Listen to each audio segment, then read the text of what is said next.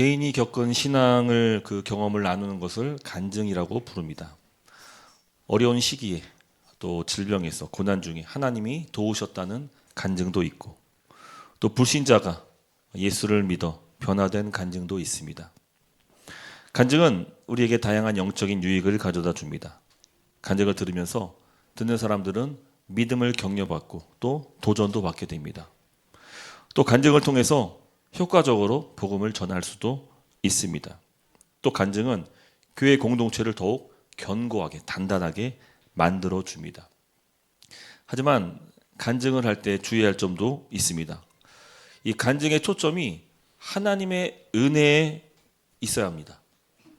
거기에 나의 행위가 돋보인다든지 예를 들면 내가 40일 금식 기도를 해서 하나님이 응답해 주셨다라든지 내가 극한 상황 속에서 순종을 해서 하나님이 내게 은혜를 베푸셨다든지 하나님의 은혜를 얘기하는 것 같지만 사실은 그 앞서서 자신의 행위, 다른 사람이 흉내 못할 그런 행위가 있음을 부각시켜서는 안 됩니다.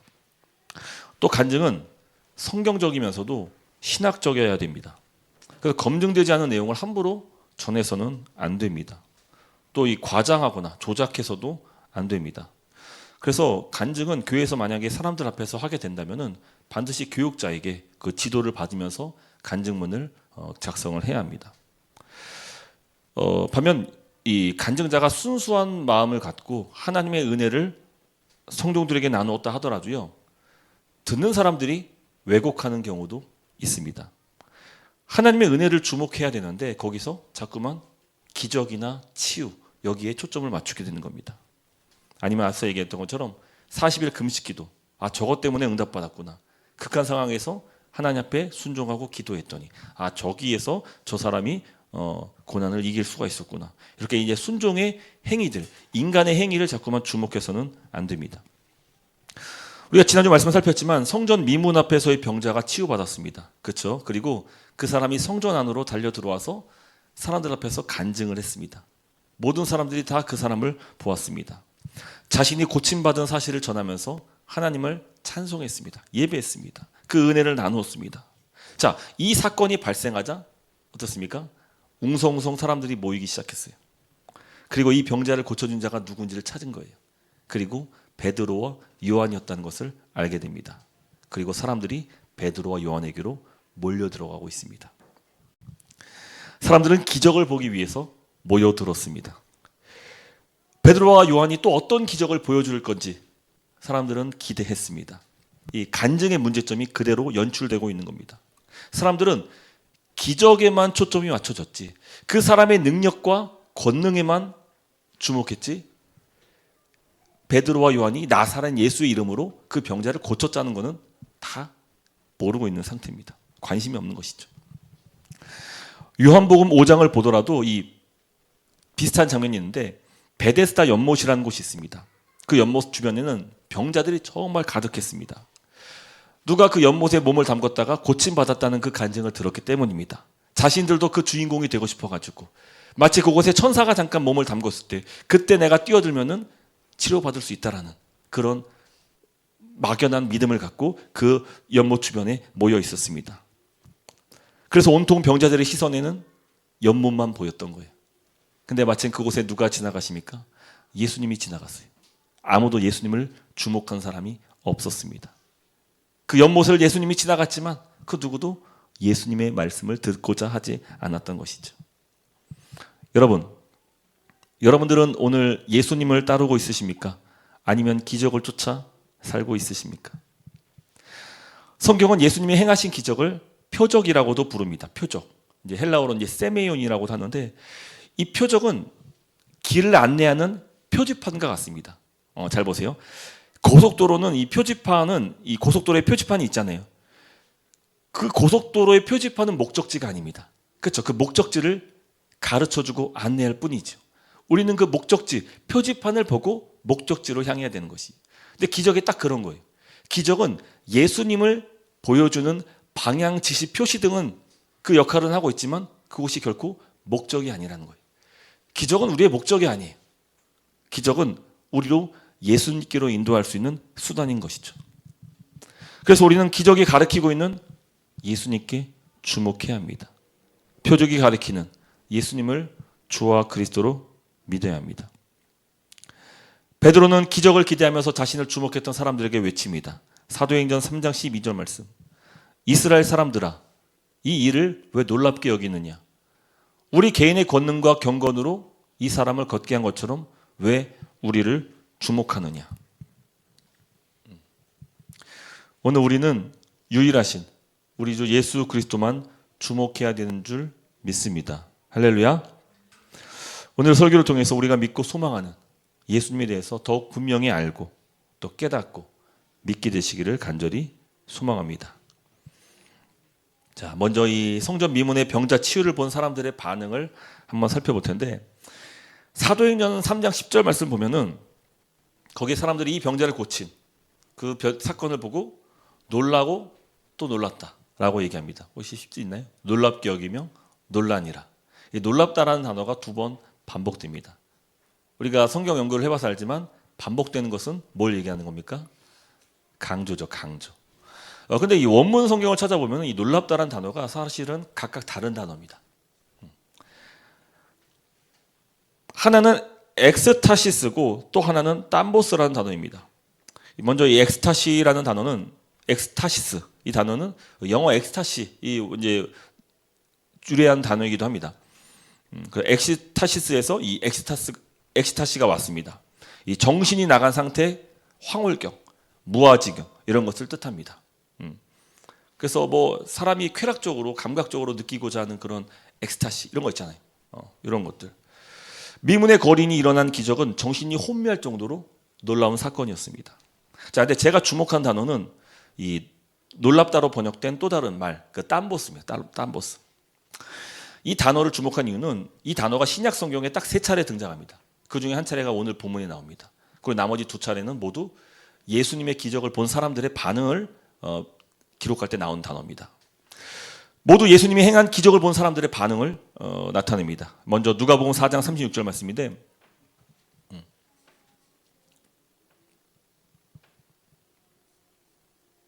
누가복음 4장 36절. 다 놀라 서로 말하여 이르되 이 어떠한 말씀인고 권위와 능력으로 더러운 귀신을 명함에 나가는도다 하더라. 여기서 다 놀라다 할 때 이 놀라다가 땀보스입니다. 땀보스. 사람들이 예수님의 가르침과 그 권위 앞에서 놀랬습니다. 땀보스했습니다. 이 경외감을 드는 거죠. 두려울 정도로. 그 신적인 능력 앞에 사람들이 놀랐습니다. 또 예수님이 귀신을 내어 쫓자 사람들이 큰 충격을 받으면서 놀랐던 겁니다. 또 이 단어가 또 다른 곳에서 한번 쓰이는데 누가복음 5장 9절 말씀입니다. 어떤 장면이냐면 베드로가 밤새 그물을 던졌지만 고기를 한 마리도 낚지 못합니다. 그러다 예수님 말씀에 순종해서 깊은 곳에 그물을 내려서 많은 물고기를 잡습니다. 그때 베드로와 사람들의 반응이 바로 이 땀보스 놀랐습니다. 그 땀보스가 누구를 향하고 있습니까? 예수님. 예수님. 근데 이 단어를 지금 베드로 요한에게 사람들이 보이고 있는 거예요. 땀보스. 대중들은 그래요. 새로운 영웅이 탄생하는 것을 기대합니다.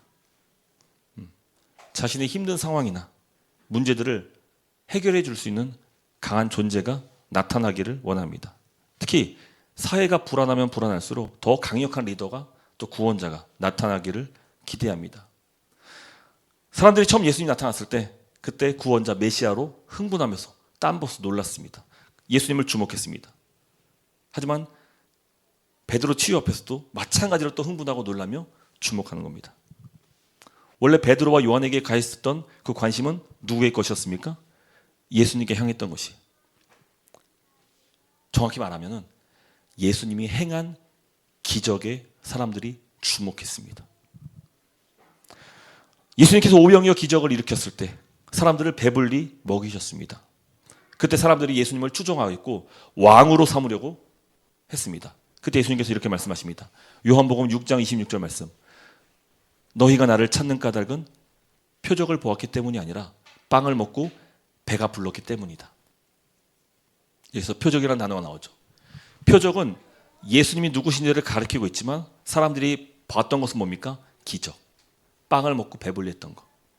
그것만 본 것이. 사람들은 이 기적이 의미하는 바에는 관심이 없었던 겁니다. 마찬가지예요. 나면서부터 걷지 못한 병자가 치유받았을 때 사람들의 관심은 그가 나사렛 예수의 이름으로 고침받았다는 사실은 주목하지 않습니다. 관심이 없습니다. 오로지 기적에만 초점 맞춘 겁니다. 그리고 그 기적을 일으킨 사도들의 능력을 주목했던 것입니다. 베드로는 자신을 향한 대중의 관심을 철저하게 거부했습니다. 사도행전 3장 12절 말씀. 이스라엘 사람들아, 왜 이를 놀랍게 여기느냐? 우리 개인의 권능과 경건으로 이 사람을 걷게 한 것처럼 왜 우리를 주목하느냐? 그리고 베드로는 자신의 능력이 아니라 예수의 이름의 능력이 있음을 증거합니다. 여러분, 우리는 참 연약한 존재입니다. 정말 연약해요. 삶도 힘든데 왜 이렇게 또 고난도 많은지, 또 아픈 데도 왜 이렇게 많습니까? 어디 하나 멀쩡한 곳이 없습니다. 솔직히 얘기해 봅시다. 우리도 내 삶에 주님의 능력이 나타나기를 원합니다. 그렇죠? 우리 기도 제목만 보더라도 알아요. 하나님을 예배할 마음은 없고 치유, 문제 해결, 응답, 오로지 여기에만 관심이 있죠. 초점이 있는 것이죠. 우리는 지금 하나님을 사랑해서 예배하고 있나요? 아니면 우리 문제를 해결받기 위해서 하나님께 예배하고 있나요? 베드로는 기적을 찾는 자들을 향해서 기적의 주인공이 되라고 설교하지 않습니다. 베드로는 지금 너희가 회개하고 돌이켜서 죄사함을 받으라고 외쳤습니다. 기적이 중요한 게 아니에요. 능력이 중요한 게 아니에요. 오늘 내 삶에 어떤 초자연적인 역사가 나타나는 게 중요한 게 아니에요. 나와 예수님과의 친밀함, 그분과 나와의 신뢰관계, 이게 중요한 거예요. 물론 우리 주님은 나를 신뢰하시죠. 나를 자녀 삼으시고 나를 주의 백성 삼으셨죠. 문제는 우리가 주님께 마땅한 신뢰와 순종을 하지 못한다는 겁니다. 한 가지 조심스럽게 말씀드리고 싶은 것이 있는데, 자꾸 제 유튜브에 작년에는 그 박혁 전도사 그 사람이 계속 뜨더니만 올해는 자꾸 무슨 알고리즘이 뜨냐면은 그냥 온통 그 정치 선동질하는 그 사람들, 뭐 목사건 사람들이고 막 온통 그런 것만 좀 알고리즘이 떠요. 오늘도 지금 우리 산예교 예배하는데 바로 밑에 또 떠 있어 또. 왜 자꾸 나한테만 이런 시련과 아픔과 이런 분별력이 자꾸 이렇게 없게끔 하는 그런 것들만 자꾸 뜹니까? 제가 조심스럽게 말씀드리고 싶은데, 일부 교회의 목사들이 특정 정당을 지지하는 설교, 이런 선동들, 이거 주의하십시오. 특정 정당이 내세운 정책이 기독교적 가치를 대변한다며 그 정당을 지지합니다. 또 반대 정당은 반기독교적인 정책을 펼친다고 반대합니다. 그런데 여러분, 특정 정당의 모든 정책에 다 성경적 가치를 다 구현할 수 있습니까? 어떤 작은 거 하나 가지고 자꾸 그걸로 분파질 하는데, 문제는 왜 거기에 목사까지 선동질에 나서서 예수님을 전하는 것이 아니라 왜 자꾸 사람들 지지하고 전하는 것이죠. 요새는 또 대형교회 목사들이 또 그 일들을 하고 있더라고요. 지난주 우리 설교 내용 들었잖아요. 교회는 누구만 전해야 됩니까? 오직 예수 그리스도만 전해야 된다고. 그게 교회 사명이에요. 은과 금도 줄 수 있어요. 또 그런 정책을 마련할 수 있는 그런 정당들을 지지할 수 있다고요. 근데 교회는 우선적인 가치가 예수 그리스도를 전하고 증거하는 일에 있다는 것이에요. 여러분, 주님은 세상의 권력을 통해서 하나님 나라를 이루도록 하지 않습니다.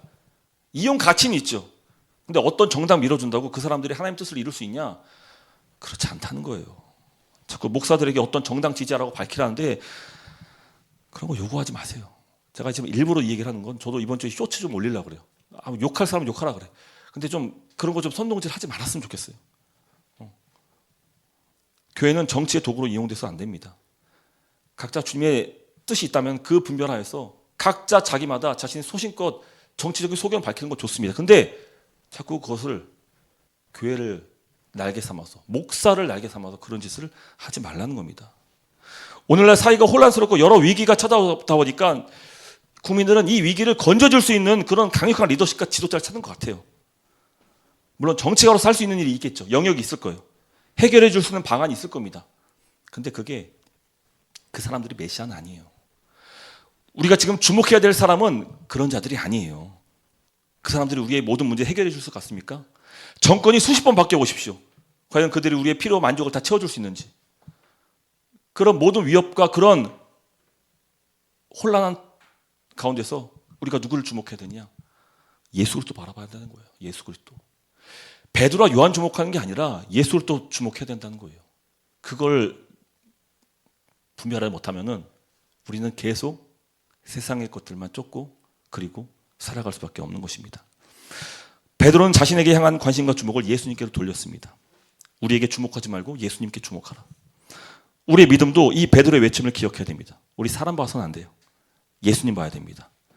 베드로는 예수님 증거하는 거예요.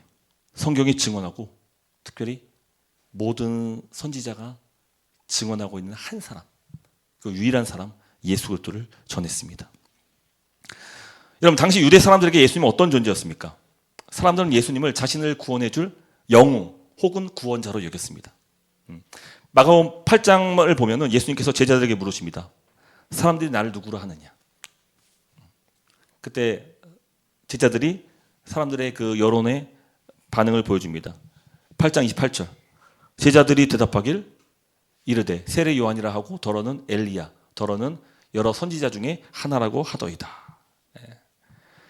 사람들은 예수님을 비범함을 알고는 있어요. 근데 그저 여러 선지자 중에 하나로 봤습니다. 그러니까 영어로 말하자면 one of them, 여러 선지자 중에 한 사람으로 보았습니다.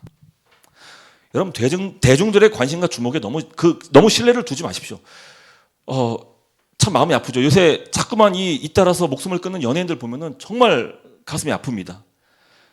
한때는 목숨을 걸면서까지 그 스타를 쫓아다니고 죽을 듯이 좋아했다고 하면서도 또 삽시간에 또 마음 바꿔가지고 또 등 돌려서 그 비난이라고 여론질하고 또 손가락질하고.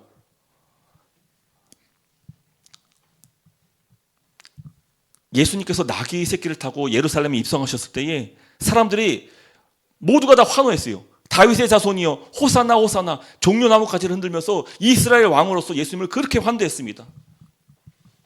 마치 그들이 예수님을 하나님의 아들 그리스도로 영접하는 것처럼 보였습니다. 하지만 예수님께 보였던 그 환호가 어떻게 바뀝니까? 오늘 사도행전 3장 13절에도 나오지만 사람들은 예수님을 십자가에 못 박자고 외쳤습니다. 당시 6월절에는 하나의 전례가 있었어요. 명절이 되면은 죄인 중에 한 사람을 석방해 주는 그런 전례가 있었습니다. 빌라도가 예수님의 그 무고함을 보고 예수님을 석방하려고 부단히 애썼습니다. 그런데 사람들은 어땠습니까? 살인자, 폭동을 일으켰던 바라바를 풀어주십시오. 예수를 십자가에 못 박아 죽이십시오. 결국 군중들 때문에 예수님이 빌라도의 선언으로 십자가에 넘김받게 됩니다. 여러분, 지금 베드로와 요한을 주목하고 열광하는 사람들이 누군지 아십니까? 바로 거룩하고 의로우신 예수님을 거부하고 도리어 살인자를 놓아줬던 그런 자들입니다. 그들은 생명의 주를 죽였습니다. 그들은 하나님의 아들을 죽였습니다. 성전 미문의 병자가 나사렛 예수의 이름으로 고침받았지만 관심이 없어요. 사람들은 그저 내 삶을 바꿔줄 기적을 베푸는 자를 향해서 지금 환호하고 열광하고 있는 것입니다. 하지만 오늘 베드로가 얘기하고 싶은 건 그거예요. 예수님은 그동안 이스라엘 가운데 나타났던 무수히 많았던 그 영웅들과 다르다는 겁니다. 예수님은 그동안 이스라엘을 구원했던 여타 선지자들과 다르다는 겁니다. 예수님은 one of them이 아니라 the only one, 유일하신 분이라고 베드로가 증언하고 있습니다. 성경이 증언하는 유일한 구원자, 그리고 모든 선지자가 주목한 그리고 예언한 그 유일한 자, 그가 누구시라고요? 예수님이라고 지금 베드로가 설교하고 있는 거예요. 사도행전 3장 22절을 세 번역으로 번역한 건데 같이 한번 읽어볼까요? 자, 함께 읽겠습니다. 시작.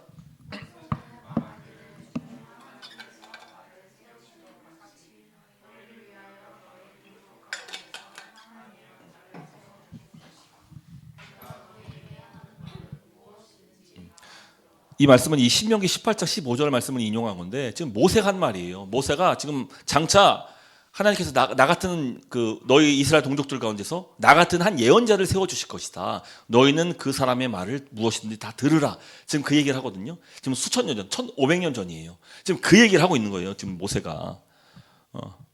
여러분, 하지만 이스라엘 백성들 가운데는 수많은 선지자들이 있었습니다. 근데 그 누구도 모세가 예언했던 그 한 선지자는 아니었어요. 한 예언자는 아무도 아니었습니다. 누구만이 모세가 가리키고 있는 그 예언자입니까? 예수 그리스도, 예수 그리스도. 나와 같은 선지자, 예수 그리스도, 모세와 같은 선지자. 여러분 성경은 참 재밌어요. 모세와 예수님을 서로 비교하면서 이 유사점들을 많이, 공통점들을 많이 표현하고 있습니다. 여러분 모세와 예수님은 각각 중보자의 역할을 합니다.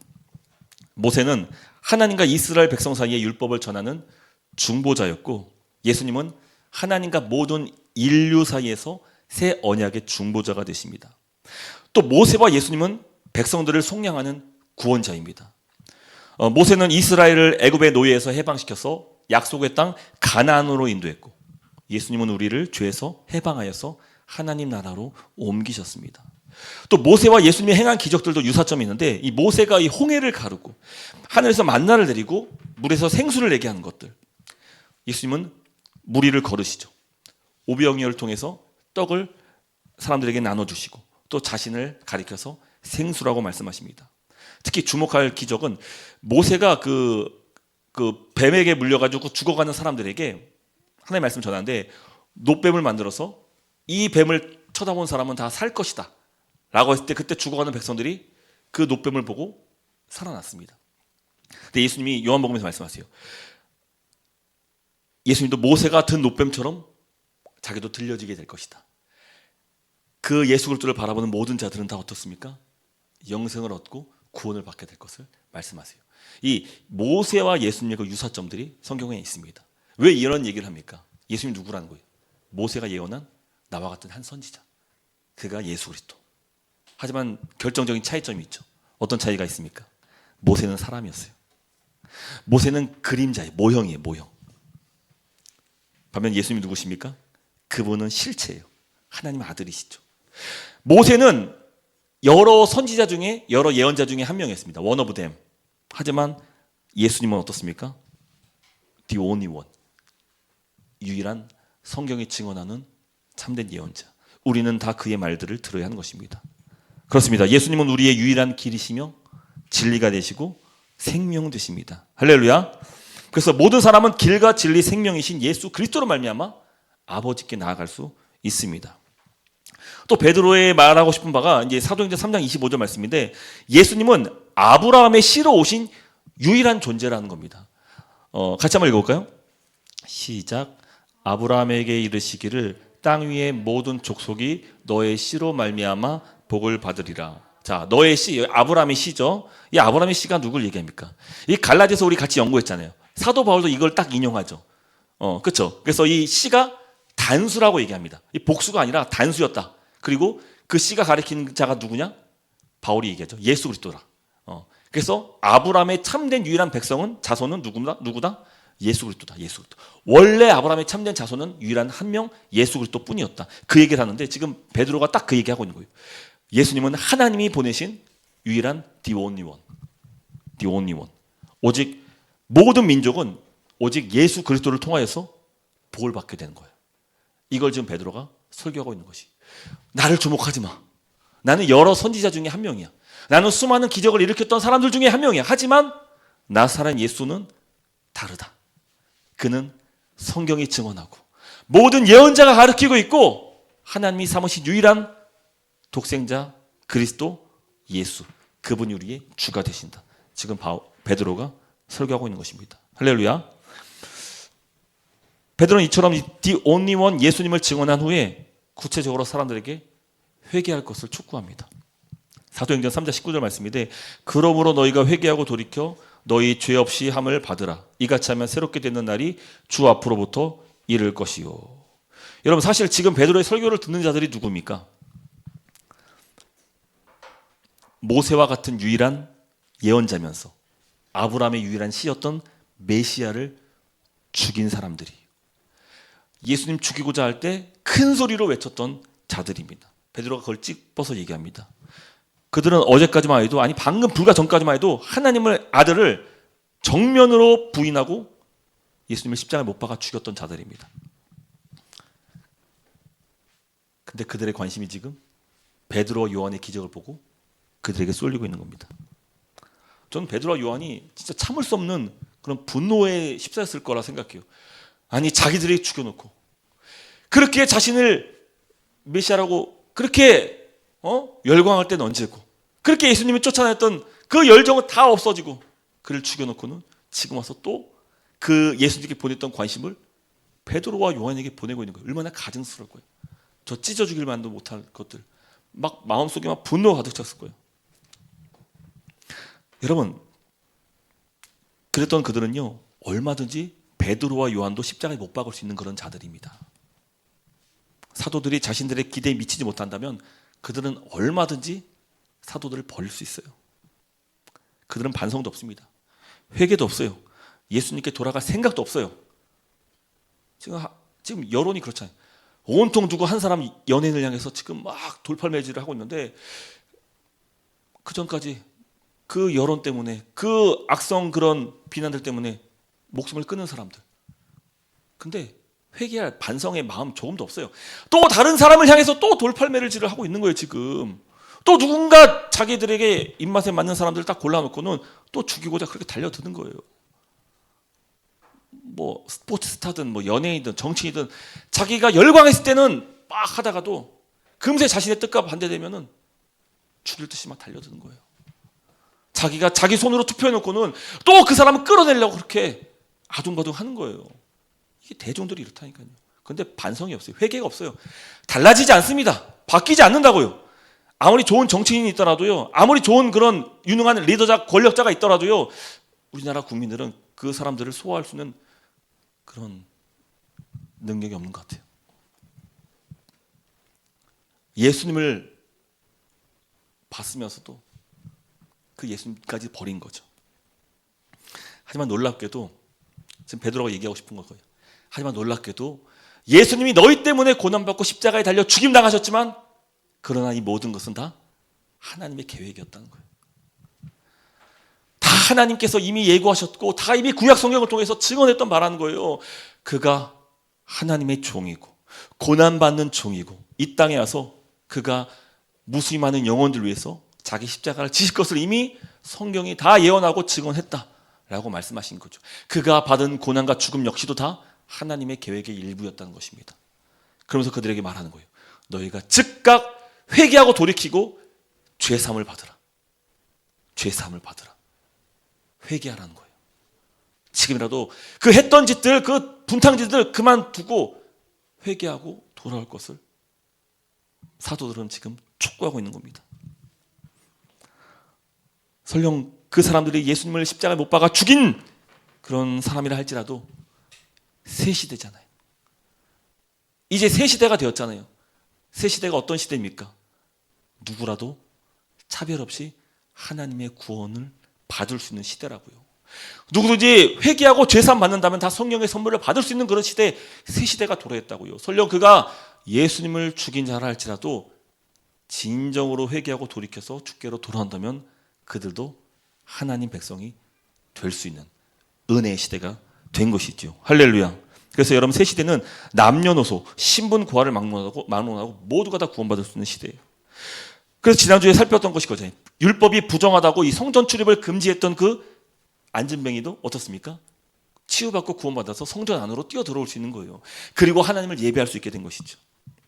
그 사람은 하나님의 임재와 제3의 은혜를 누리면서 성전에서 비로소 예배할 수 있게 된 겁니다. 그 놀라운 은혜는 예수님을 죽인 자들에게도 지금 주어진 거예요. 그들이 예수의 이름을 믿고 죄사함을 받는다면 하나님과의 관계가 회복되고 이제 누구라도 어떤 죄를 지었다 할지라도 새 인생, 새로운 삶, 거듭남을 경험할 수 있는 것이 아까 우리 마지막 불렀던 찬양 참 마음에 와닿았어요. Born again, 다시 사는 거예요. 예수 그리스도로 말미암아 거듭나게 되는 것이죠. 할렐루야. 여러분 오늘 본문 속 군중들은 어쩌면 우리 자신일 수도 있어요.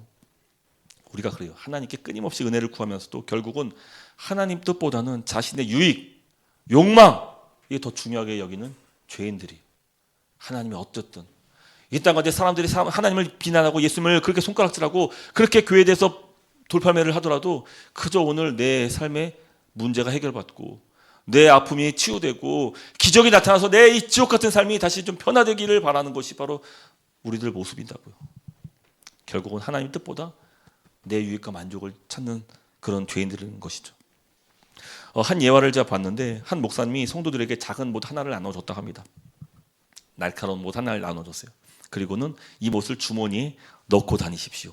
한 주 동안 주머니에 넣고 다니십시오.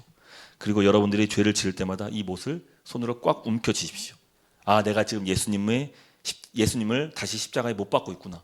한번 생각해 보십시오. 모든 성도들이 다 그렇게 가벼운 마음으로 못을 주머니에 넣고 다녔다고 합니다. 근데 시간이 지나면서 충격을 받았대요. 왜요? 내가 너무 쉽게 화를 내고 너무 쉽게 상대를 정죄하고 있고 너무 쉽게 손에 못을 움켜쥐게 되더라는 겁니다.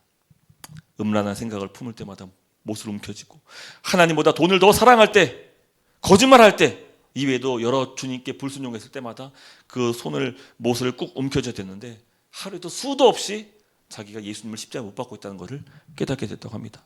그러면서 고백하기를 나는 지금도 여전히 예수님을 십자가에 못 박고 있구나.